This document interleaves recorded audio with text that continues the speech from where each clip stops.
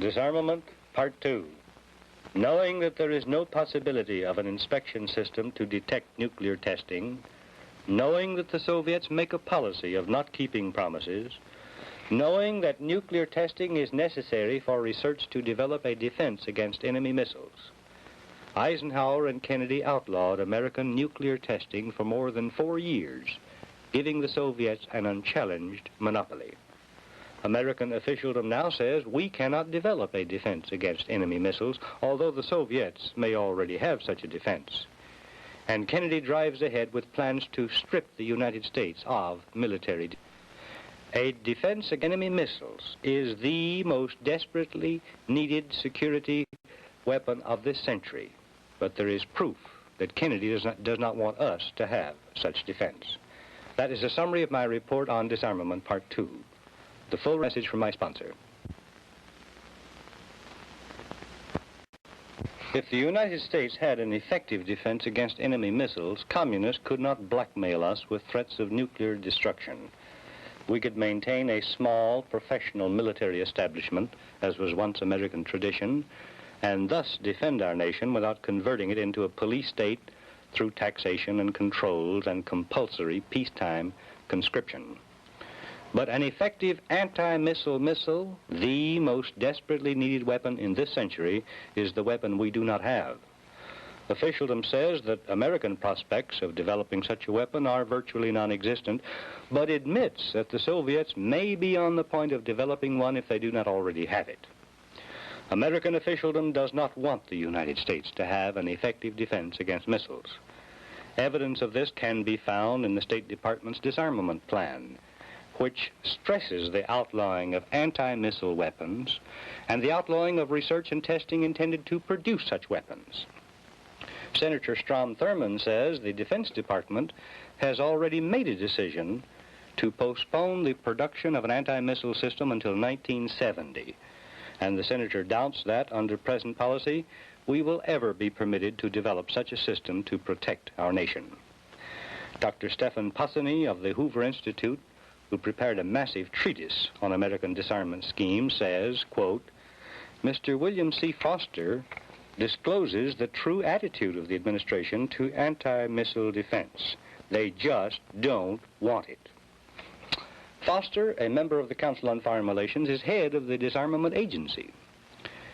Extensive testing of nuclear weapons, especially in the atmosphere, is necessary for research to develop a defense against missiles. Yet, in the interest of negotiating with the Soviets, Eisenhower and Kennedy forfeited American security interests and for more than 4 years gave the Soviets unchallenged monopoly in the field of nuclear testing. This was done with full knowledge that there is no possibility of developing an inspection system to detect and identify illegal testing of nuclear weapons, even if the Soviets should agree to outlaw testing and should accept an international inspection system which we specified. Suppose that a ban on nuclear testing were in effect, with an international inspection system operating, and suppose the system detected nuclear explosion somewhere above the Pacific Ocean. At best, it would take several days for the system to correlate all data and determine the exact latitude and longitude of the explosion. By the time international inspectors reached the scene, what would they find? Nothing. Submarines which fired the tests would be gone. Communist propaganda would accuse the United States of making the shot. Our officials would make denials. There would be charges and countercharges in the United Nations. The wrangle would be protracted for weeks, while the Soviets prepared for another sneak shot somewhere over the Atlantic Ocean. Aware of all this, and aware also of the unassailable proof that it is folly to negotiate with the Soviets at all, because treaty breaking is a matter of policy and strategy with them, Eisenhower and Kennedy, during a critical period, prohibited the nuclear testing which might have developed a defensive weapon to save this country. The only official reason for the prohibition was that we must show good faith during negotiations with the Soviets. The facts make an amazing story. On March 31, 1958, the Soviet foreign minister announced that the Soviet Union was halting all testing of nuclear weapons, and he called upon other nations also to stop testing in the interest of peace and security for all peoples. Why? The Soviets had just finished a series of tests. It would take them a year or more to correlate and evaluate all information thus produced, and in the interim they could not profitably do any more testing. Trick designed to stop United States nuclear testing. Officials of the Eisenhower State Department did correctly call the Soviet plea a fraud, but challenged the Soviets to approach the subject in an orderly way through negotiations to work out a supervised system of nuclear testing. For years, the communist peace offensive had prepared for this moment. Organizations of nuclear scientists controlled by communist fronters and peace organizations composed of preachers, teachers, and professional liberals of all kinds had been drenching the American public with horror tales about the dangers of fallout from nuclear testing. The Soviet announcement on March 31, 1958, put these peace organizations into high gear. For 7 months, left-wing thunder for banning the bomb was deafening, until October 31, 1958, when the United States and the Soviet Union met for test ban talks and agreed to suspend all testing of nuclear weapons without inspections while the talks continued. Eisenhower ordered a halt to United States testing, accepting Khrushchev's unsupported promise that he would do likewise. Week after week, month after month, year after year, the test ban talks continued fruitlessly. The Soviets, busy assimilating information already produced by tests, did not need to make any nuclear shots in the atmosphere, but as the whole world was aware, they went right ahead with underground shots and any other testing they pleased, ignoring their agreement to halt all tests for the duration of the negotiations. Eisenhower kept the agreement, however, permitting no more American testing during the remainder of his administration.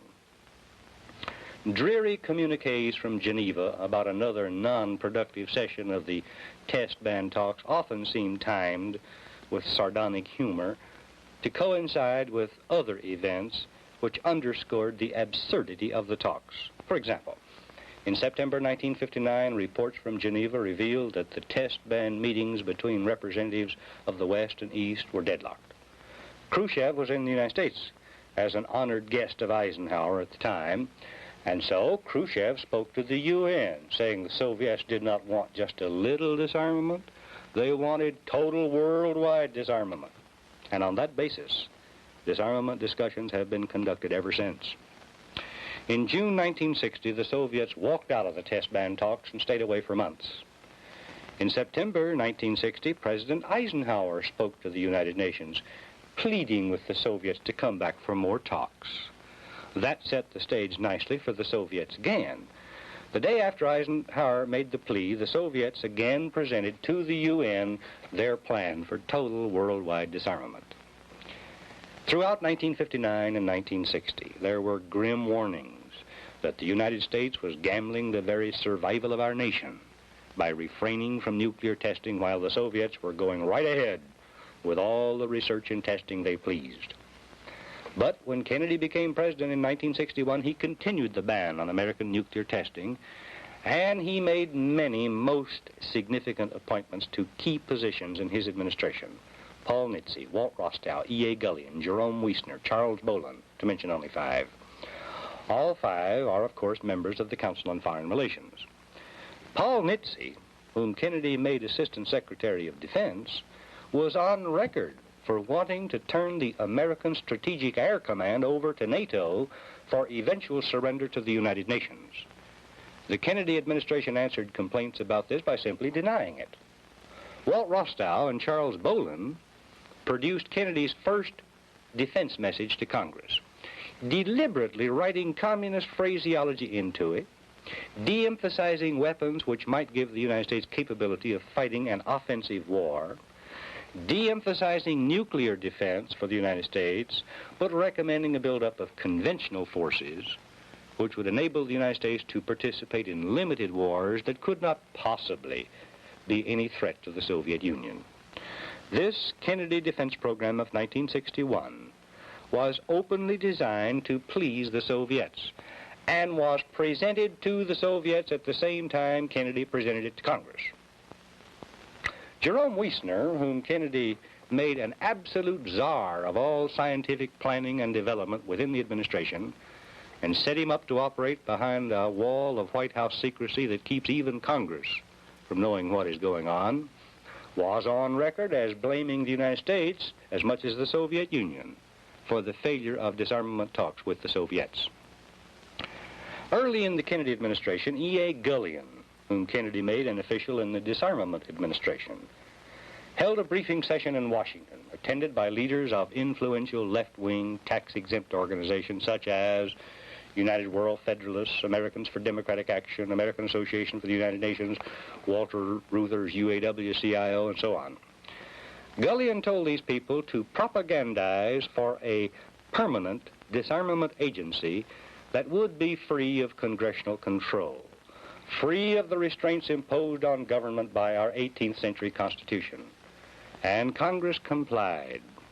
The propaganda was set up, and Congress in September 1961 passed the law authorizing the agency, and since 1961 the plans for the surrender of the United States have developed, as I will show next week. Goodbye, God bless you.